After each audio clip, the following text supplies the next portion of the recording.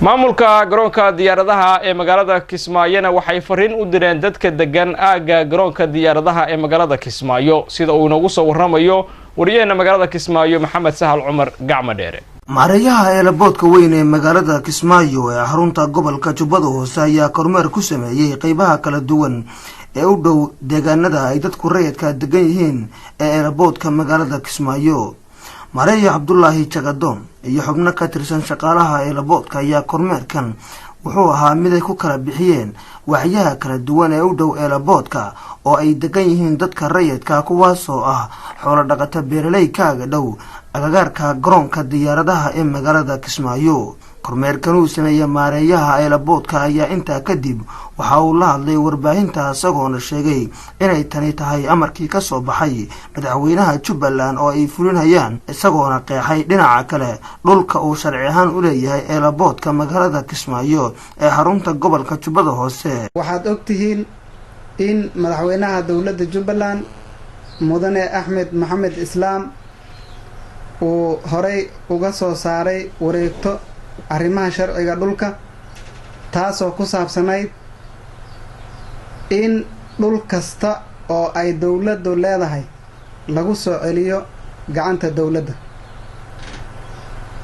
anigoo haddaba fulinayo amarka wareegtadan waxaan caddaynaynaa in dhulka eelaboorka Kismaayo uu yahay 5 kilomitir oo square ah ama wareeg ah. dhulka eelaboorka ma ahan oo keli ah isbeeskan kooban aad arkaysaan ee ay diyaaradaha ka soo degaan ama gegada diyaaradahu ay ka soo degaan runway keli ma ahan. dhulka eelaboorka intaa uu ka weyn yahay baahadiisu waa 5 kilomitir. dhanka bari wuxuu dhacayaa ilaa xarunta Baar Aleen ayuu u dhow yahay. dhanka koonfurta eelaboorkana ilaa badda ayuu gaarayaa. waa dhul weyn.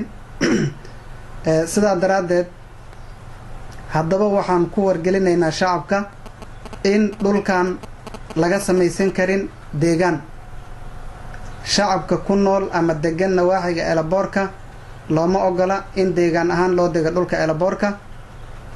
sidoo kale lagama samaysan karo dhul beereed. dhulka eelaboorka looma ogola in loo isticmaalo ama waro laga qoto.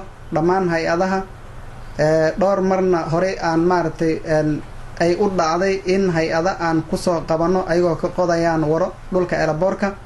waxaan ku wargelinaynaa in aan isticmaalka dhulka eelaboorka keli uu ku koobanaan doono ama uu ku kooban yahay adeegyada eelaboorka oo aan dan kale loo isticmaali karin. sidaa awgeed dhulkan waxaa loo isticmaali karaa keliya horumarinta adeegyada eelaboorka caalamiga ee Kismaayo.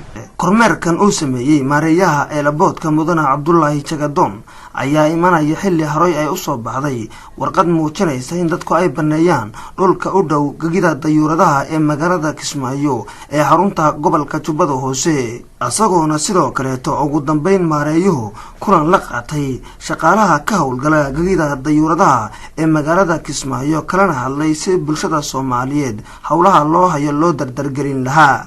Maxamed Sahal Cumar Maxamed Gacma Dheere raadiyaha iyo TV-ga SBC Kismaayo.